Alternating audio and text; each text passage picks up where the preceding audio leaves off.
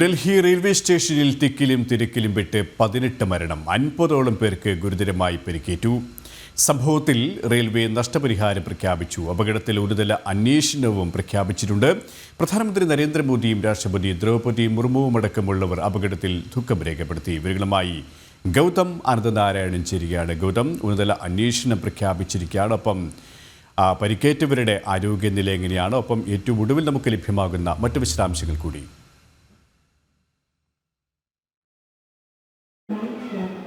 ഇപ്പോൾ ഈ അപകടത്തിൽ മരണപ്പെട്ടവരുടെ കുടുംബത്തിന് റെയിൽവേ 10 ലക്ഷം രൂപയുടെ ധനസഹായവും ഗുരുതരമായി പരിക്കേറ്റ് ആശുപത്രിയിൽ ചികിത്സയിൽ കഴിയുന്നവർക്ക് 2.5 ലക്ഷവും നിസ്സാരമായി പരിക്കേറ്റവർക്ക് 1 ലക്ഷം രൂപയുടെ സഹായവുമാണ് റെയിൽവേ അല്പസമയം മുൻപ് പ്രഖ്യാപിച്ചിരിക്കുന്നത്. ഒപ്പം അടിയന്തരമായ ഒരു അന്വേഷണം 2-അംഗ സമിതിയെയാണ് ഇന്ത്യൻ റെയിൽവേ ഇപ്പോൾ ഈ ദുരന്തവുമായി ബന്ധപ്പെട്ടുള്ള അന്വേഷണത്തിനായി നിയോഗിച്ചിരിക്കുന്നത്.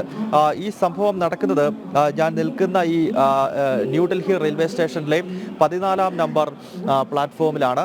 തൊട്ടപ്പുറത്ത് 13-ാം നമ്പറും 12-ാം നമ്പർ പ്ലാറ്റ്ഫോമുമുണ്ട്. പ്രധാനമായും ദുരന്തം നടക്കുന്നത് ഈ പ്ലാറ്റ്ഫോമിലാണ്. ഇവിടെ യഥാർത്ഥത്തിൽ സംഭവിക്കുന്നത് പ്രയാഗ്രാജിൽ നമുക്കറിയാം മഹാകുംഭമേള നടക്കുകയാണ്. അവിടേക്ക് പോകുവാനായുള്ള വലിയ തിരക്ക് രാജ്യത്തെ എല്ലാ റെയിൽവേ സ്റ്റേഷനുകളിലും നമുക്ക് കാണാൻ സാധിക്കും. പ്രത്യേകിച്ച് ന്യൂഡൽഹി റെയിൽവേ സ്റ്റേഷൻ അതിൻ്റെ പ്രധാനപ്പെട്ട രാജ്യതലസ്ഥാനത്തെ ഏറ്റവും പ്രധാനപ്പെട്ട സ്റ്റേഷൻ എന്ന നിലയിൽ അതിൻ്റെ ഏറ്റവും വലിയൊരു പ്രതിഫലനം ഉണ്ടാകുന്ന സ്റ്റേഷൻ കൂടിയാണ്. ഇന്നലെ പ്രധാനമായും 12, 13 പ്ലാറ്റ്ഫോമുകൾ, അതായത് നമ്മൾ നിൽക്കുന്നതിൻ്റെ തൊട്ടപ്പുറത്തായുള്ള 13-ാം നമ്പറും അതിൻ്റെ തൊട്ടപ്പുറത്ത് 12-ാം നമ്പർ പ്ലാറ്റ്ഫോമുമാണ്. അവിടേക്ക് 2 ട്രെയിനുകൾ രാത്രിയിൽ വരുന്നു. അത് സ്വതന്ത്ര സേനാനി എക്സ്പ്രസും അതോടൊപ്പം തന്നെ രാജധാനി എക്സ്പ്രസുമാണ്. ഈ 2 ട്രെയിനുകളും ഈ കുംഭമേള നടക്കുന്ന പ്രയാഗ്രാജിലേക്ക് പോകുന്നതാണ്. ആ ട്രെയിനിൽ പോകുന്നതിനായി ആ പ്ലാറ്റ്ഫോമുകളിൽ വലിയ തിരക്കുണ്ടായിരുന്നു. പ്രത്യേകിച്ച് ഇന്നലെ ശനിയാഴ്ച ദിവസമാണ്, ഇന്നിപ്പോൾ ഞായറാണ്. വീക്കെൻഡ് എന്ന നിലയിലുള്ള തിരക്ക് കൂടി അവിടെ ഉണ്ടായിരുന്നു. അതുകൂടാതെ നമ്മൾ ഈ നിൽക്കുന്ന 14-ാം നമ്പർ പ്ലാറ്റ്ഫോമിലേക്കാണ് ഒരു സ്പെഷ്യൽ ട്രെയിൻ പ്രയാഗ്രാജ് എക്സ്പ്രസ് ഉണ്ടായിരുന്നു. അത് ഇന്നലത്തേക്കായി റെയിൽവേ ഒരു സ്പെഷ്യൽ ട്രെയിനിൽ തിരക്ക് കൂടുന്ന പശ്ചാത്തലത്തിൽ ഇട്ട ട്രെയിനാണ്. അതുകൂടി ഇവിടേക്ക് വരുന്നു. അങ്ങനെ 3 ട്രെയിനുകൾ ഈ കുംഭമേള നടക്കുന്ന സ്ഥലത്തേക്കുള്ള പ്രയാഗ്രാജ് നഗരത്തെ കേന്ദ്രീകരിച്ച് പോകുമ്പോൾ അവിടേക്ക് പോകുന്നതിനായുള്ള വലിയ തിരക്ക് 3 പ്ലാറ്റ്ഫോമുകളിലും വലിയ തോതിൽ രൂപപ്പെട്ടു. അതിൽ 12-ാം നമ്പറിലും 13-ാം നമ്പറിലും വരേണ്ട സ്വതന്ത്ര സേനാനിയും അതോടൊപ്പം തന്നെ രാജധാനി എക്സ്പ്രസും കൃത്യസമയത്ത് എത്തുന്നില്ല. അത് വലിയ തോതിലുള്ള കാലതാമസം, ഏതാണ്ട് 1 മണിക്കൂർ ഡിലേ ഉണ്ടാകുന്നുണ്ട്.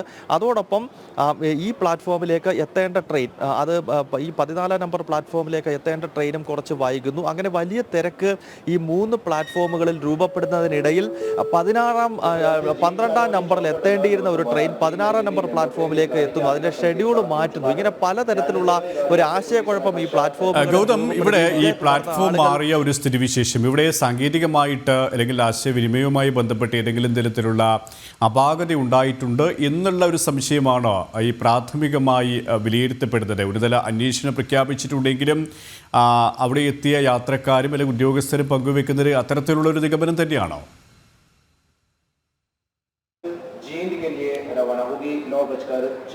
പ്രധാനമായും ഈ യാത്രക്കാരും അതോടൊപ്പം തന്നെ ഇത് നേരത്തെ രാത്രിയിൽ ഇത് കണ്ടു നിന്ന ആളുകൾ മുൻപ് പറഞ്ഞത് ഇതിലൊരു ആശയക്കുഴപ്പം സ്വാഭാവികമായും രൂപപ്പെടുന്നുണ്ടായിരുന്നു. അതായത് ട്രെയിനുകൾ വൈകി എത്തിയത് ഈ തിരക്കും അതോടൊപ്പം തന്നെ പരിഭ്രാന്തി പരത്തുന്ന രീതിയിലുള്ള ചില പ്രവർത്തനങ്ങൾ ചില ആളുകളുടെ ഭാഗത്ത് നിന്നുണ്ടായി. അത്തരം തിരക്ക് വ്യാപകമാകുന്ന ഘട്ടത്തിൽ ആളുകൾ ഈ റെയിൽവേ പാളം ക്രോസ് ചെയ്ത് തന്നെ പ്ലാറ്റ്ഫോമുകളിലേക്ക് വരികയും അങ്ങനെ ആകെപ്പാടെ ഒരു ആശയക്കുഴപ്പം ഉണ്ടാകുന്ന രീതിയിലുള്ള തിരക്ക് ഈ 3 പ്ലാറ്റ്ഫോമുകളിലായി രൂപപ്പെട്ടതാണ് ഇത്ര വലിയൊരു ദുരന്തമുണ്ടാക്കാൻ കാരണം എന്നാണ് ദൃക്സാക്ഷികൾ പറയുന്നത്. നിലവിൽ 18 പേരുടെ മരണമാണ് സ്ഥിരീകരിച്ചിട്ടുള്ളത്. ഗുരുതരമായി പരിക്കേറ്റ നിരവധി പേരുണ്ട്. പക്ഷേ അവർക്കെല്ലാം ഏറ്റവും മികച്ച ചികിത്സ തന്നെ ഡൽഹിയിലെ ഏറ്റവും പ്രധാനപ്പെട്ട ആശുപത്രിയായ ജയപ്രകാശ് നാരായണൻ ആശുപത്രി RLGP ആശുപത്രിയിലാണ് ഇപ്പോൾ ചികിത്സ നൽകിക്കൊണ്ടിരിക്കുന്നത്. അതിനാൽ ഏറ്റവും മികച്ച ചികിത്സ നൽകി മുഴുവൻ ആളുകളെയും ജീവിതത്തിലേക്ക് തിരികെ കൊണ്ടുവരാൻ, അല്ലെങ്കിൽ ഒരു മരണം പോലും ഇനിയും ഉണ്ടാകാതിരിക്കാനുള്ള ഒരു വലിയ ശ്രമം ആരോഗ്യ പ്രവർത്തകരുടെ ഭാഗത്ത് നിന്ന് ഉണ്ടാകുന്നുണ്ട്. എന്തായാലും ന്യൂഡൽഹി റെയിൽവേ സ്റ്റേഷനിൽ ഇത്ര വലിയൊരു തിരക്ക് അടുത്ത കാലത്തൊന്നും കണ്ടിട്ടില്ല എന്നാണ് പൊതുവെ ആളുകൾ പറയുന്നത്. കാരണം പൊതുവെ ന്യൂഡൽഹി എന്നത് എപ്പോഴും തിരക്കുള്ള റെയിൽവേ സ്റ്റേഷനാണ്. രാജ്യതലസ്ഥാനത്തെ ഏറ്റവും പ്രധാനപ്പെട്ട സ്റ്റേഷൻ എന്ന നിലയിലുള്ള തിരക്കുണ്ട്.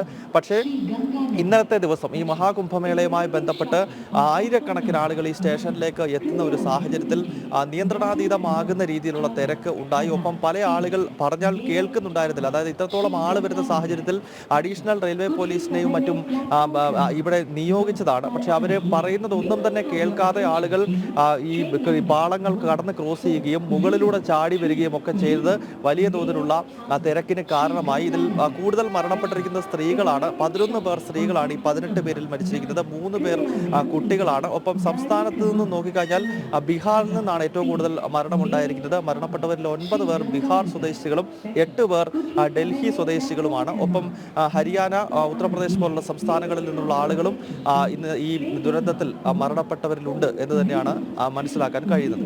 ഗൗതം, ഒപ്പം തന്നെ ഈ കുംഭമേളയിൽ പങ്കെടുക്കാൻ പ്രയാഗ്രാജിലേക്ക് എത്താൻ, ഒപ്പം മറ്റ് സ്ഥലങ്ങളിലേക്ക് എത്താൻ പ്രത്യേക ട്രെയിനുകൾ ഈ യാത്രക്കാർക്കായി ഏർപ്പെടുത്തിയിരുന്നോ? ഈ റെയിൽവേ സ്റ്റേഷൻ വഴിയുള്ള ട്രെയിൻ ഗതാഗതം ഇപ്പോൾ പൂർവ്വസ്ഥിതിയിലായിട്ടുണ്ടോ?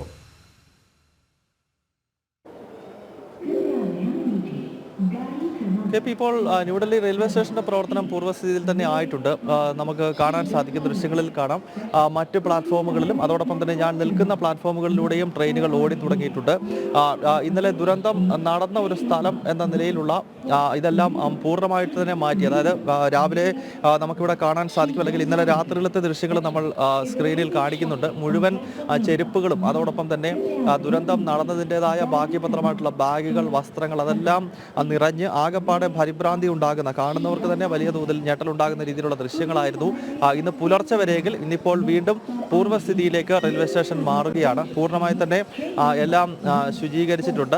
ഒപ്പം CCTV ഫുട്ടേജുകൾ, നമ്മൾ നിൽക്കുന്ന സ്ഥലങ്ങളിലെല്ലാം CCTV ഘടിപ്പിച്ചിട്ടുണ്ട്. അതിപ്പോൾ ഡൽഹി പോലീസ് എത്തി പരിശോധിക്കുന്ന ഒരു സാഹചര്യമുണ്ട്. കാരണം ഇതിൽ അട്ടിമറി നമുക്ക് തള്ളിക്കളയാനാവില്ല. അടിസ്ഥാനപരമായ കാരണം തിക്കും തിരക്കും ഉണ്ടായി എന്നതാണെങ്കിൽ പോലും ബോധപൂർവമായുള്ള ശ്രമങ്ങൾ നടന്നിട്ടുണ്ടോ എന്നത് സംബന്ധിച്ചുള്ള പരിശോധന കൂടി അനിവാര്യമാണ്. അതിനാൽ ഡൽഹി പോലീസ് രാവിലെ തന്നെ എത്തി CCTV ദൃശ്യങ്ങൾ പരിശോധിക്കുന്നുണ്ട്. ഇത് കൂടാതെയാണ് ഇന്ത്യൻ റെയിൽവേ 2 അംഗ സമിതിയെ ഇത് സംബന്ധിച്ചുള്ള അന്വേഷണത്തിനായി നിയോഗിച്ചിരിക്കുന്നത്.